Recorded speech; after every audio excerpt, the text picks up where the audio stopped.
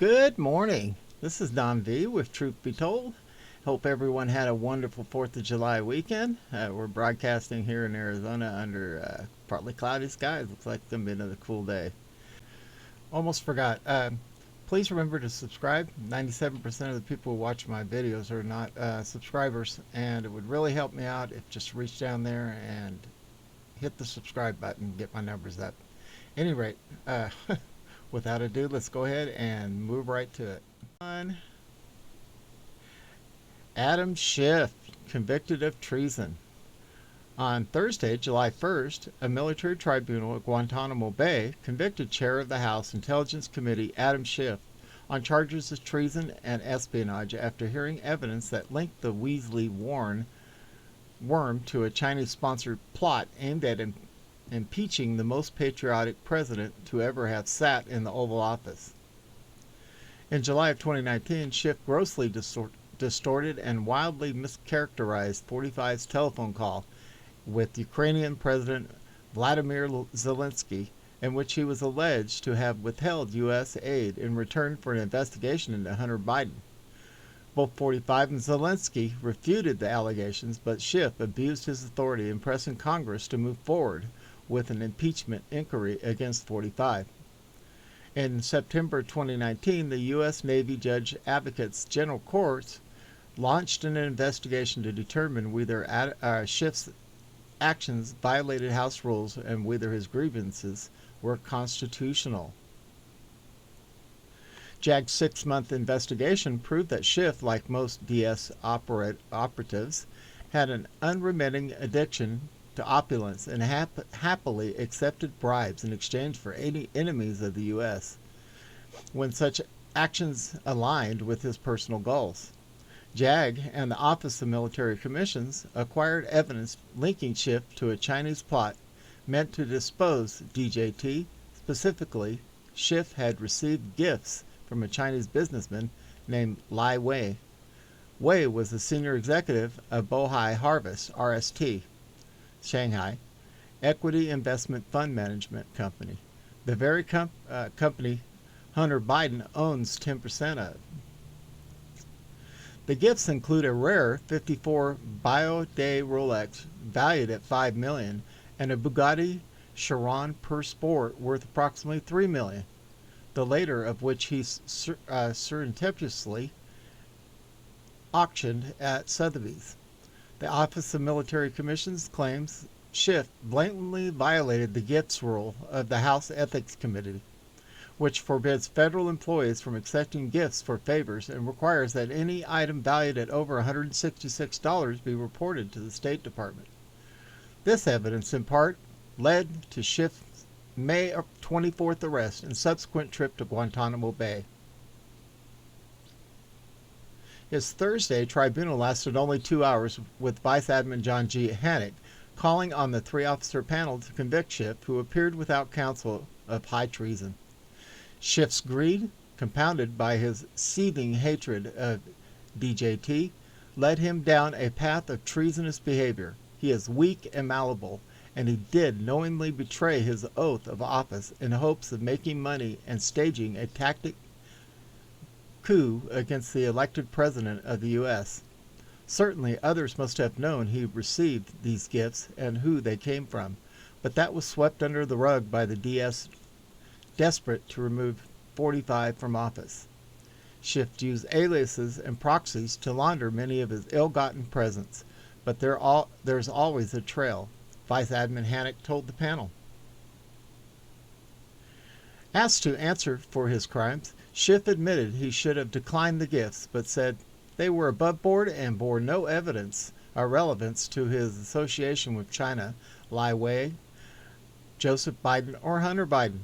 Of course I know these people, Schiff said, but why is a friend of mine who struck good fortune and shared some of that with me, his friend? It had nothing to do with 45. I was loyally serving this nation for many years and don't recognize this tribunal's authority over me. Vice Admin Hannock, as he had at previous tribunals, pulled the proverbial rabbit from a magic hat via teleconference.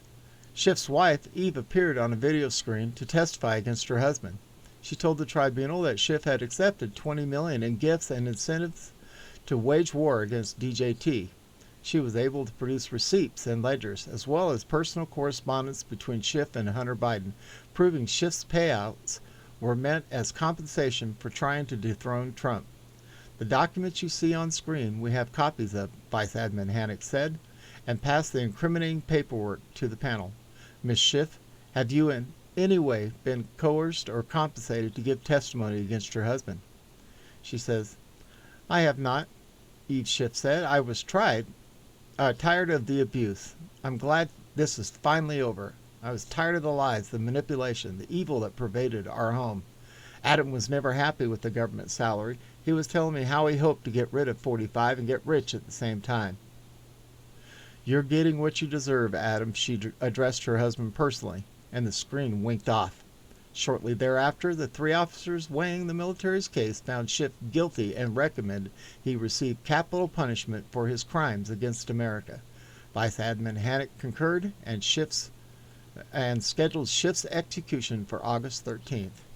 Boy, with a lot of explosive alleged information here and there. I gotta say alleged, have to. All right, moving on. Update. Nation's largest teachers union votes to conduct Oppo research on outspoken opponents of critical race theory. Yeah, of course they will.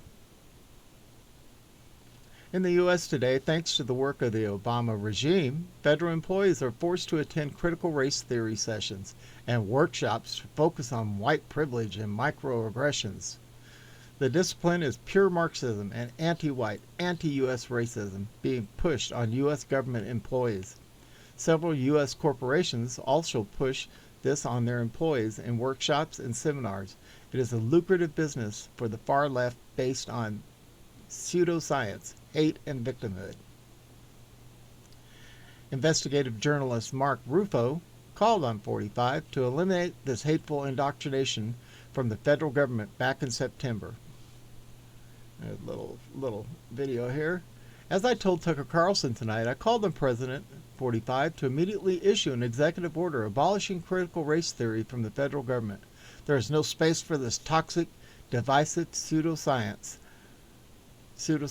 ideology in our public institutions. Yeah, let's take a listen to this. So today we've asked Chris Ruffo to walk us through some of what is happening here. You should know the details. Ruffo is a research fellow at the Discovery Institute as well as a contributing editor at City Journal, and he joins us now. Chris Ruffo, thanks so much for coming on. Appreciate it. Yeah, thanks so much. You know, Tucker, this is something I've been investigating for the last 6 months, and it's absolutely astonishing how critical race theory has pervaded every institution in the federal government. And what I've discovered is that critical race theory has become, in essence, the default ideology of the federal bureaucracy and is now being weaponized against the American people. I'd like to share 3 investigations that I've unleashed that show the kind of depth of this critical race theory, cult indoctrination, and the danger and destruction it can wreak. First, the Treasury Department. I broke the story on the Treasury Department, which held a seminar earlier this year from a man named Howard Ross, a diversity trainer who has billed the federal government more than $5 million over the past 15 years, conducting seminars on critical race theory. And he told Treasury employees essentially that America was a fundamentally white supremacist country, and I quote, virtually all white people uphold the system of racism and white superiority, and was essentially denouncing the country and asking white employees at the Treasury Department and affiliated organizations to accept their white privilege, accept their white racial superiority, and accept essentially all of the baggage that comes with this reducible essence of whiteness. Second, this is not by any means limited to the Treasury Department. Critical race theory has actually now infiltrated our criminal justice system. system. Just this week, I released a story that the FBI is now holding weekly seminars on intersectionality, which is a hard left academic theory that reduces people to a network of racial, gender, and sexual orientation identities that intersect in complex ways and determine whether you are an oppressor or oppressed. Obviously, with the white straight male, such as FBI Director Christopher Wray, being at the top of this pyramid of evil. And third, this is a major story. Critical race theory is now infiltrating into our scientific establishment. A few weeks ago, I released the story that critical race theorists at the Sandia National Laboratories, which creates our nuclear weapons arsenal, sent their white male executives on a 3-day re-education camp to deconstruct their white male culture and actually force them to write letters of apology to women and people of color. Whistleblowers within Sandia National Laboratories have now spoken out, but laboratory executives have dispatched counterintelligence teams to quickly erase their communications, silence and shut them down. And this is really the bottom line. There are some great people in D.C., such as Senator Josh Hawley in Missouri, that are starting to push back, but conservatives need to wake up that this is an existential threat to the United States, and the bureaucracy, even under the Trump administration, is now being weaponized against core traditional American values. And I'd like to make it explicit. The President and the White House, it's within their authority and power to immediately issue an executive order abolishing critical race theory trainings from the federal government. And I call on the President to immediately issue this executive order and stamp out this destructive, divisive, pseudoscientific ideology at its root. And I think that it's something that he's denounced, this kind of Black Lives Matter and neo-Marxist rhetoric in places like Portland and Seattle. But it's time to take action and destroy it within his own administration. The consequences of what you described are profound. I think we're seeing some of them now on our streets. But I want to get to the second example because it may be the most troubling of all, the Department of Justice. So the underlying idea behind our entire justice system is that all of us are treated equally under the laws of the United States. Your race, your gender, who you sleep with are irrelevant in the eyes of the law. How could the FBI, which is armed and empowered to uphold those laws, be disseminating lies like this, which are exactly contrary to their mission? I mean, how corrosive is that? How scary is that? It's extremely corrosive, and what we're seeing is that the institutions of the federal government, the actual bureaucracies and agencies and this kind of permanent administrative state has really abandoned the core American principles of equality under the law, of judging individuals as individuals on their merits, and they're now adapting this radical left ideology of judging people from their group identity, and it's absolutely terrifying that the FBI, which has almost kind of plenary physical authority in the United States, would be adapting this ideology. And I think it's a red alert moment, and all Americans should be deeply worried about their country. They should be. This has nothing to do with this election. It has to do with our future as a nation. Very quickly, there are reports that this is going on in the United States military. Is that true?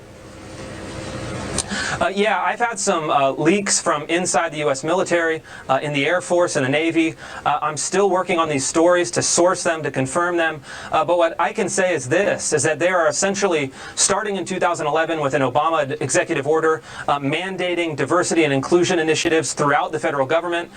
They've created these offices of diversity and inclusion who ostensibly are supporting greater diversity, but in practice, according to sources throughout the federal government, serve as almost internal intelligence services to perpetuate this ideology and to root out conservative ideas and ultimately purge conservative employees. A diverse country can't handle this for long. We need to be unified by our equality under the law, or we won't be unified. And by the way, if there are people watching this who've experienced it, I hope you'll reach out to us whistleblowers within the military or other federal agencies. Will reach out to Chris Rufo or to us, because we're going to keep on this story. Chris Rufo, thanks so much for your report tonight. I appreciate it. Wow. These people need to be thrown out of office, thrown out and just arrested for their ideological garbage they're throwing down upon our people. Can you imagine them teaching this to our teachers who instruct our children? They're raising these people up from the bottom down, bottom up. And this is just getting ridiculous. And then they're shoving this down our military. We can thank Obama for getting rid of a bunch of our conservative generals and bringing in a bunch of liberals for this kind of garbage to be taught to our people. This is Don V with Truth Be Told. Hope you found these as shocking as I did. And we are out of here.